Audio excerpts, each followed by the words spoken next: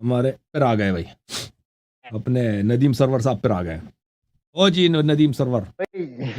ہاں جی جناب سناؤ ارے میرا کوئی نوحہ سنائی. السلام علیکم. السلام علیکم. کیسے ہیں بھائی؟ السلام خیریت علیکم. سے ہیں؟ ٹھیک ہیں آپ؟ مجھے میرا نام ندیم سرور نہیں ہے. آپ کا کیا نام ہے؟ خالی ندیم ہے؟ زیب نام ہے میرا. جان جی زیب نام ہے. جان زیب صاحب. اوکے سر کیا حکم ہے؟ حکم کریں. جان زیب چانڈیو. اچھا اب چانڈیو آپ بھائی. شاید یاد اوکے رکھیں. جناب. جی سر حکم کریں. اچھا اچھا اچھا میرا سوال تھا یہ کہ جیسے آپ کہتے ہیں نا 12 معصومین ائمہ جو ہے معصوم ہیں، جی ان کے بارے میں کچھ آپ کی تقریریں میں سنتا رہتا ہوں، اس میں مجھے تھوڑی سی کانٹرڈکشن نظر آئی تھی. اچھا جیسے آپ نے کہا تھا کہ حضور صلی اللہ علیہ وسلم حضرت علی کو لکھوایا بھی کرتے جو حدیث، ٹھیک ہے، اور جب اس کو لکھوانا بھی نہیں، ضرورت ہی نہیں ہے یہ. مجھے اور نہیں سمجھ آ رہی. دوسرا یہ کہ جیسے 12 معصومین ہیں، یہ سارا کے سارے مطلب ان کو اللہ کی طرف سے ہی ہے علم، جیسے حضور جی پاک نہیں، رسول پاک صلی اللہ اور علیہ پھر وسلم کو اللہ کی جانب سے علم ہے. پھر رسول پاک صلی اللہ علیہ وسلم نے علی علیہ السلام کو دیا، پھر انہوں نے اپنے اوصیاء کو دیا. ٹھیک ہے نا. یہ علم اللہ کی جانب سے اس طرح ان کو منتقل ہو گیا. اب آپ کا سوال یہ ہے کہ امیر المومنین علیہ السلام کو لکھنے کی کیا ضرورت ہے، یہ کہہ رہے ہیں آپ کی؟ ہاں لکھنے کی کیا ضرورت ہے، ان کو تو لکھنے کی لکھے. کیا ضرورت ہے. ہاں ان کو لکھنے کی کیا ضرورت ہے؟ تو اس کا حضرت علی کو لکھنے کی کیا ضرورت ہے، آگے وہ الگ بات ہے، ان کو لکھنے تو کی کیا ضرورت ہے جب اس ان کا کو مجھے ہاں منتقل ہو گیا اور معصوم بھی ہیں.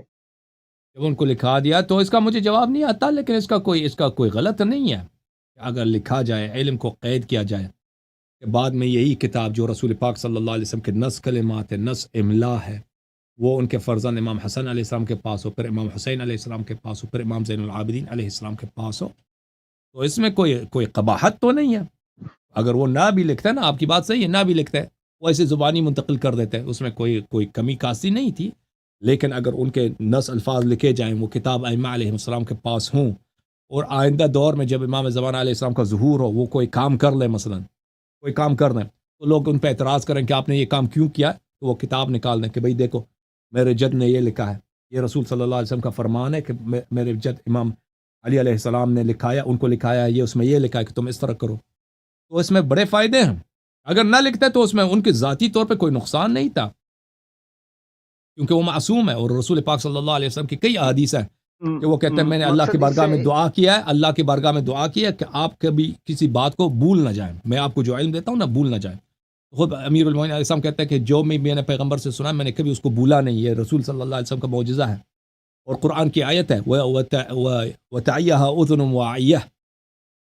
اذن بولتے ہیں کان کو، واعیہ بولتے ہیں وہ ظرف جو ہر چیز کو سمیٹ لیتی ہے اپنے اندر. قرآن کو، رسول صلی اللہ علیہ وسلم کے علم کو سمیٹ لیتی ہے اپنے اندر وہ شخص جس کا نام اذن واعیہ ہے، جو اس کا کام یہی سیکھنا. اور یہ ہمارے احادیث میں ہے کہ اذن واعیہ علی علیہ السلام ہے. تو قرآن کا بھی ہے کون سے وہ جو بھی رسول صلی اللہ علیہ وسلم کا علم تھا ان کے پاس تھا، اور وہ نہیں بھول سکتے تھے ان کو. تو اس اگر وہ نہ لکھتے ان کے ذاتی طور پہ کوئی نقصان نہیں تھا، اور بقیہ ائمہ علیہ السلام کو بھی ذاتی اس میں کوئی نقصان نہیں تھا. لیکن ہمارے احادیث میں یہ ہے کہ امام زمانہ علیہ السلام جب تشریف لائیں گے تو وہ بہت سارے لوگوں کو قتل کریں گے، اور لوگ اس وقت اعتراض کریں گے، ان پر اعتراض کریں گے کہ آپ نبی صلی اللہ علیہ وسلم کا وارث ہو کر اتنے آپ نے لوگوں کو قتل کیا ہے، یہ اتنا خون خرابہ. تو پھر وہ امام مہدی علیہ السلام دکھائیں گے کہ دیکھو یہ ان کی کتاب ہے، پیغمبر صلی اللہ علیہ وسلم کی وصیت ہے، انہوں نے فرمایا کہ تم نے یہ کرنا ہے. تو وہ لوگوں کو دکھائیں. شاید مثلا یہ ہے کہ لوگوں کو ایک وقت آئے گا لوگوں کو دکھانے کے لیے. پھر یہ کہ نبی صلی اللہ علیہ وسلم کی جو علم ہے وہ کتابی صورت میں ائمہ علیہ السلام کے پاس ہو، اس کا کوئی نقصان نہیں ہے، ضرر نہیں ہے، اس کا فائدے ہیں، نقصان کچھ بھی نہیں ہے. اور پھر امت کے لیے بھی کہ بھئی کوئی یہ نہ کرے کہ مسلمانوں کو علم سے، کتاب سے کوئی واسطہ نہیں تھا، انہوں نے سب ضائع کر دیا. کہ بھئی مسلمانوں میں ہو کہ اسلام کی تاریخ میں ہو کہ رسول پاک صلی اللہ علیہ وسلم کا ایک ایسا بھائی تھا، ایک ایسا یار تھا، ایک ایسا معاون تھا کہ رسول پاک صلی اللہ علیہ وسلم کے سب علم اس نے لکھ دیا اپنے زمانے میں. ٹھیک ہے نا. تو اس کے بہت سارے فائدے ہیں لکھنے کے. جی سر. اچھا دوسرا ایک سوال تھا میرا، میں آپ کی تقریریں سنتا رہتا سر، کافی حد تک کافی کلیئرٹی ہو گئی ہے کہ جیسے یا علی مدد، یا علی مدد پہ ابھی آپ کی تھوڑی دیر پہلے میں تقریر سن رہا تھا، ایک پرانا پروگرام تھا شاید ریکارڈڈ، اس میں آپ نے نہیں دے رہے آپ کی آواز پیش کی، وہ ایک جانور جیسے بدک جاتا ہے تو آپ جنگل میں کٹ رہی ہے. آواز کٹ رہی ہے. کیا بولا آپ نے؟ دوبارہ بولیں. وہ حدیث ہے نا مخالفین کے کتب میں، وہ کہتے ہیں کہ بھائی آپ غیر اللہ سے مدد نہیں مانگ سکتے، جبکہ ان کے اپنی کتب میں ہے کہ سامنے شخص بھی نہیں آپ اس سے مدد مانگ سکتے ہیں نا. ان کی اپنی کتب ہے، ان کے محدثین نے روایت کیا. یہ تو کیا زیب بھائی آپ فون پہ آ جائیں.